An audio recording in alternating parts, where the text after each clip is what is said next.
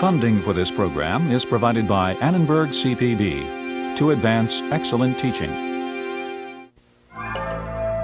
Warriors, athletes, artists and colonialists, sailors and pirates, traders and philosophers, the ancient Greeks never ceased to make creative trouble for themselves, and in their talent for creation and destruction, we recognize ourselves. The rise of Greek civilization, this time on the Western tradition.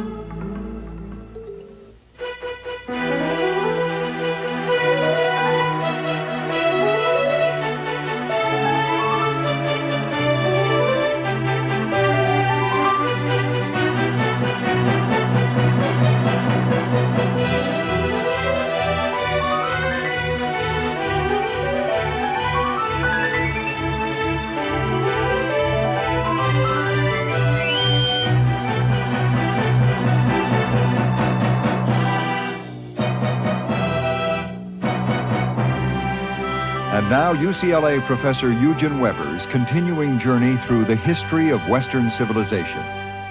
The Western tradition really begins with the Greeks. Our kind of institutions, our kind of thinking, even our kind of sinning, are all connected with the rationalism of the Greek mind. The Greeks did not take the world on trust. They did not attribute it to the will of God. They did not abandon themselves to fate. Instead, they asked questions and came up with answers. The Greek philosopher Plato once wrote that philosophy is the child of wonder. It was the gift of the Greeks that they inquired into the things that excited their wonder, and their insatiable curiosity paid off in instability, in insecurity, but also in greatness. Let's begin with a Greece of 3,200 years ago, around 1200 BC, when a series of invasions and wars shook the ancient world from Anatolia to Egypt. This is a scene from the Odyssey. Most of what we know about the 400 years between 1200 and 800 BC comes from the Odyssey and from another epic poem, the Iliad, both attributed to the Greek poet Homer. The first poem, the Iliad, tells how the Greeks besieged and destroyed Troy, an Asian city near the Hellespont. The second poem, the Odyssey, depicted in this Roman wall painting, tells what happened after the Trojan War to Odysseus, the king of Ithaca and a leader of the Greeks. It's likely that the world both poems describe was similar to the actual period between 1200 and 800 before Christ, a sort of dark ages.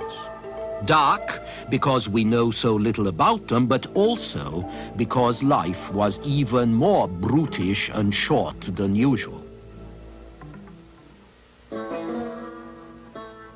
We see a society of warriors and petty chiefs, greedy for honor and riches, ruthless, highly competitive, but with a code of behavior which provides an enduring formula for distinction in later times, that of heroism, nobility, eventually chivalry.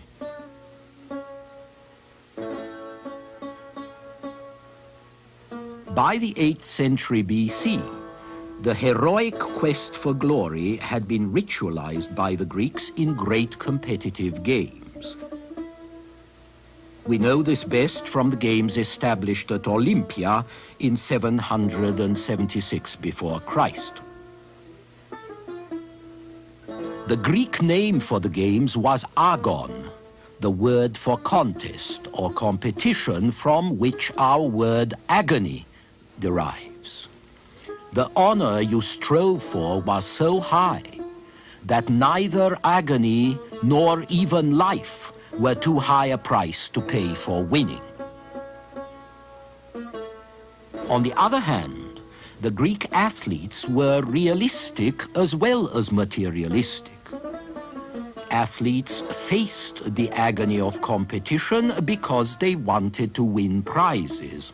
A winner might well be fed, clothed, possibly housed at his city's expense for the rest of his life, and he would pay no taxes. Later, through the centuries, the Greek athletes' very sensible way of looking at competition was going to be sterilized by people who thought that material concerns were base. Noble sacrifice was what they wanted to see, not worldly ambition, and so the image of the athlete agonistes, the athlete suffering in his quest, this became an important part of the Greco-Roman culture. It was taken up by the early Christians, who were a part of that culture, of course, and who were engaged in a terrible wrestling match with the devil and with evil. And then it was going to be revived by the Protestants in the 16th century and the Victorians in the 19th century. And it's still with us today, as you can see in the disapproval of modern fans when they discover that their heroes are business people as much as they are athletes. The heroic values that the Iliad and the Odyssey expressed have come down to our own day nearly 3,000 years later. But that doesn't mean the Homeric hero is anything like the medieval knight, say, who blunders into battle for honor's sake. The Homeric hero may be noble, but he is also shrewd. Odysseus, whom you see here as he blinds the monster Cyclops, Odysseus is not just a good sailor and a fine athlete, he's also quick-witted and crafty, a master of deceit and artful tales, as the Greek goddess Athena tells him more in praise than blame.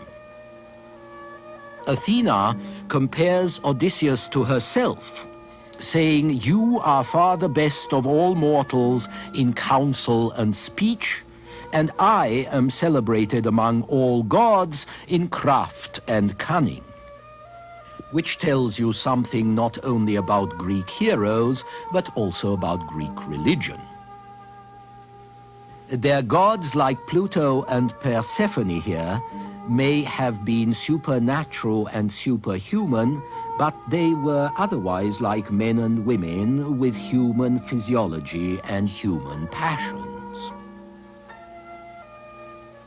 This humanization of the gods was something new, a revolution in religion. Gods were to be honored as men were, with palaces like this one in Sicily, where they could live and keep the offerings they got and be worshipped. But only gods would be worshipped, not pharaohs, not kings. For unlike Persians, the Greeks worshipped no man as master, only the gods. So now, for the first time, man is the measure of all things, as the Greek philosopher Protagoras said in the 5th century before Christ. This was an extraordinary assertion to make in a world where normal men and women still seemed very puny, and probably felt very puny in an immensely vast, immensely mysterious universe of which they knew almost nothing. And yet, in the same era, we come upon an Athenian statesman, Pericles, extolling not just men, but free men, and the advantages of individual liberty.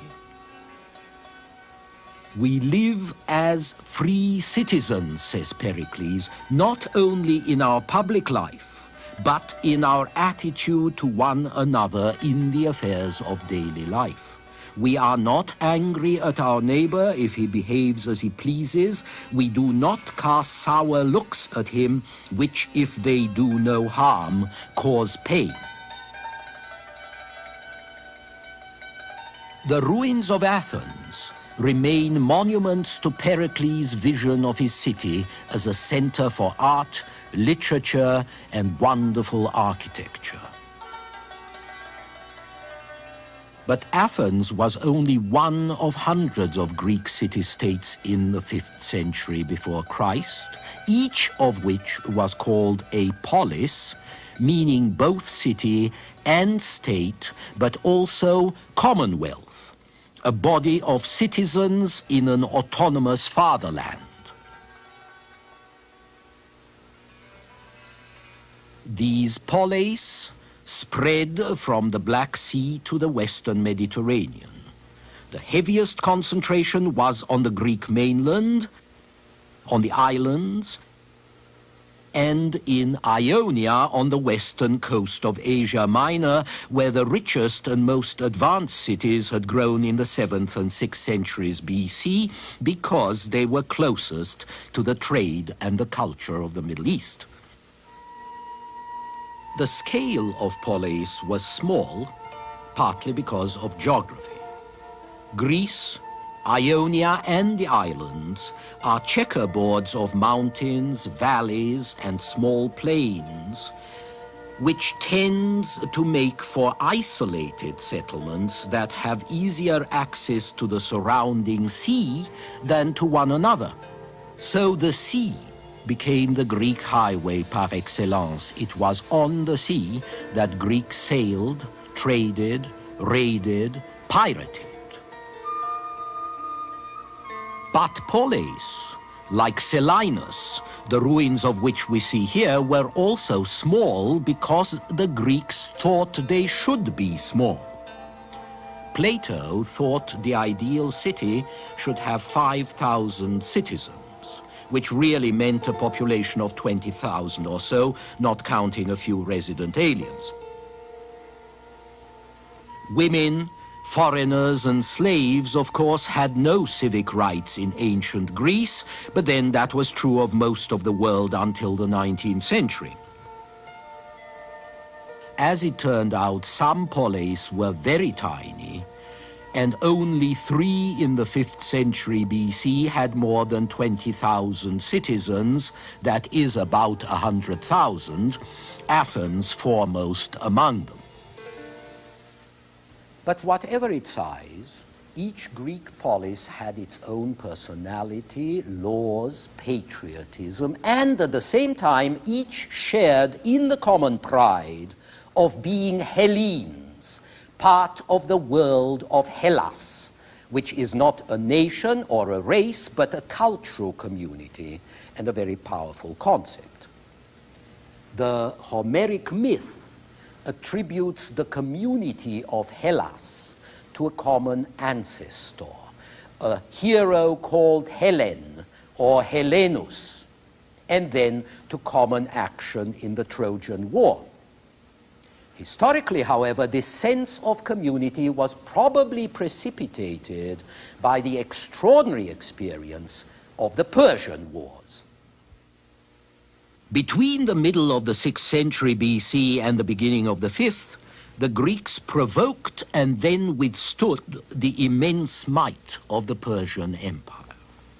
They defeated the Persians not once, but several times, most notably at Marathon in 490 BC, at Salamis in 480, and finally at Plataea in the following year. Marathon and Plataea were great victories for what the Greeks called hoplites, disciplined, heavy-armed infantry fighting in close formation. These hoplites would become the basis of Greek military success for the next 200 years. But Marathon and Plataea were also great victories for the notion of community. The squabbling Greek poleis had to bury their differences and join together against the foreign barbarians who didn't speak Greek, but something that sounded like ba, ba, ba. As Themistocles, the Athenian commander, said after the Greeks had ripped the Persian fleet to shreds at Salamis, "It is not we who have done this," meaning not we Athenians, but all Greeks together, all Hellas. And out of these victories, an awareness would grow of Greece and of a common Greek spirit, which hadn't existed before. It was a critically important impulse to Greek confidence, indeed to Greek civilization. We can talk about a Greek civilization because despite geographical dispersion, political fragmentation, endless bloody conflicts, the Hellenes shared a strong cultural unity in language, in common myths, in similar customs, you might say in a common cultural personality.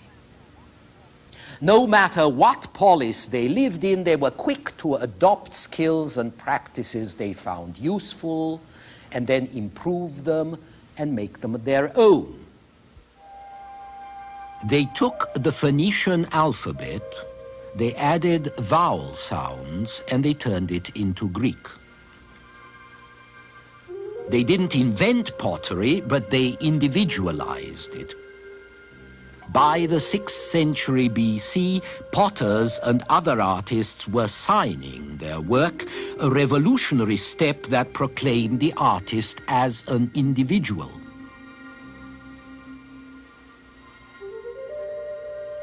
They copied the freestanding statue from Egypt, but they liberated and they humanized its form, and they painted it, which made it more lively. And they also invented the nude as an art form, one more assertion of human confidence. By the 5th century BC, the Greek cultural personality had affirmed itself in a very grand enterprise indeed, the Acropolis, the hilltop citadel of Athens.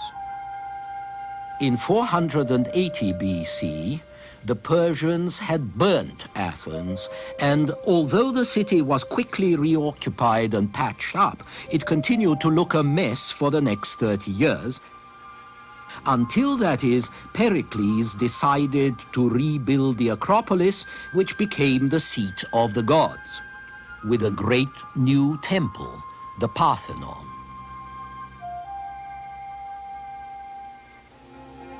Inside, a giant statue was raised of the goddess Athena to bear witness to her power and the power of Athens itself.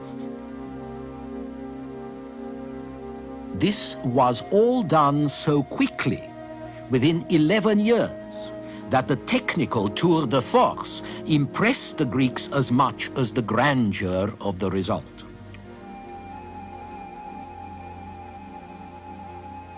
The man who made this frieze was the Parthenon's artistic director, Phidias, considered one of the great sculptors of antiquity.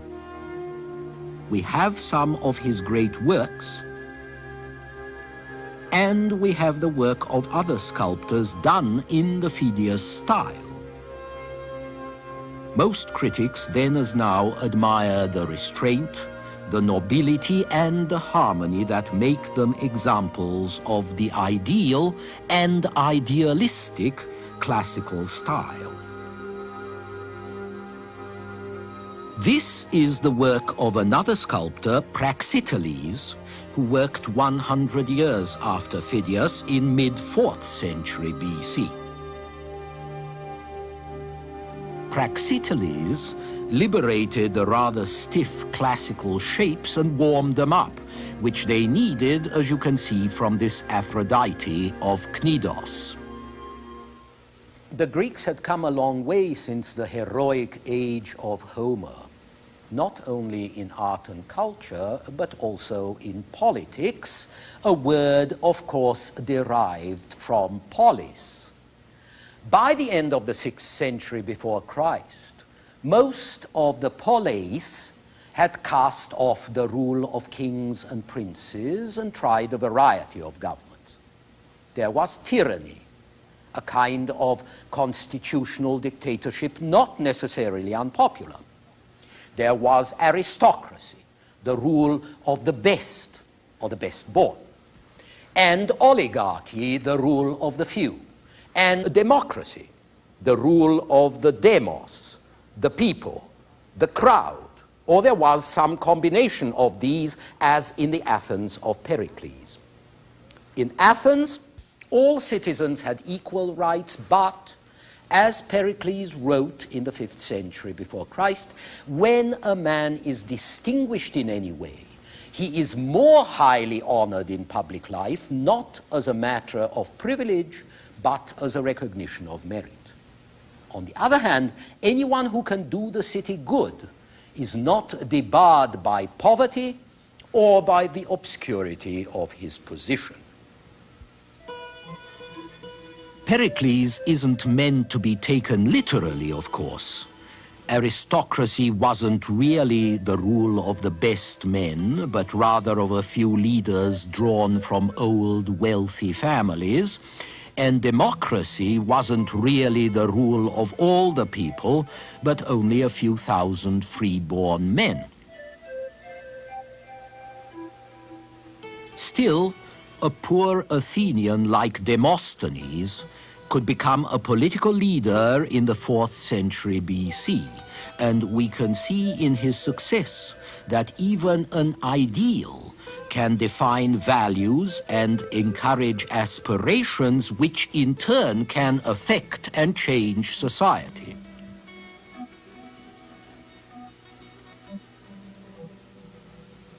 Because the way the Greeks chose leaders and the way they were ruled was apt to change, the Greeks also had a sense of history. It is no accident that the greatest historian of antiquity, Thucydides, was Greek.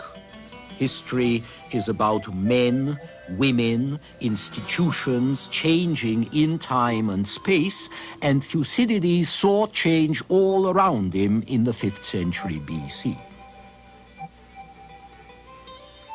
Unlike the Egyptians, who were so impressed by continuities and long chronologies, unlike the Mesopotamians, who were so impressed by supernaturally induced catastrophes,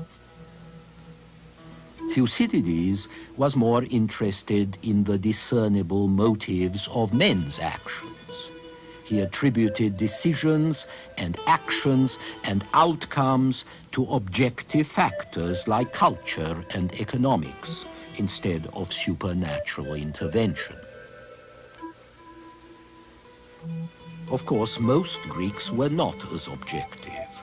They were mostly peasants, small farmholders, craftsmen, artisans, often rooted in custom, superstition, and narrow localism. But the Persian invasions of the 6th century BC and the great national struggle against the Persian Empire in the 5th century brought the first inkling that perhaps it was better to die than to be a slave, that it might make sense to face death not just for your own home, but, incredible as it sounds, for other people's homes, even for the homes of those wretched people in the next village.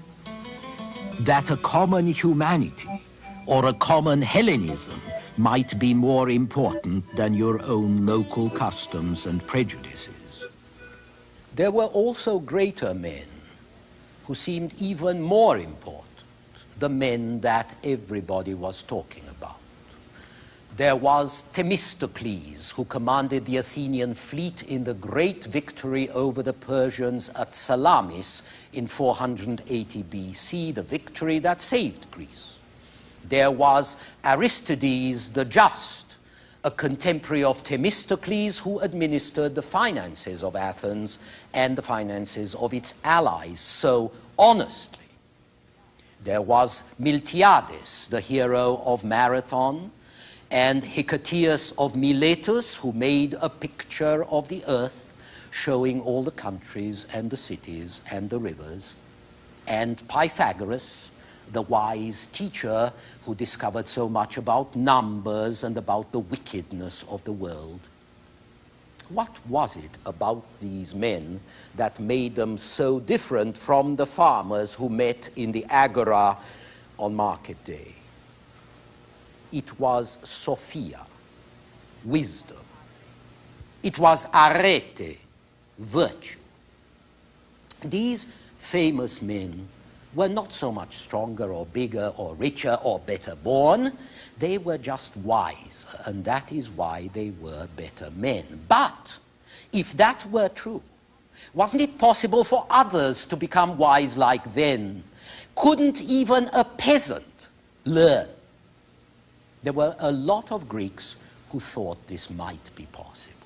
And from that kind of thinking, there evolved a way of looking at the world that helped to shape the future course of Western culture. And we shall see this in our next program.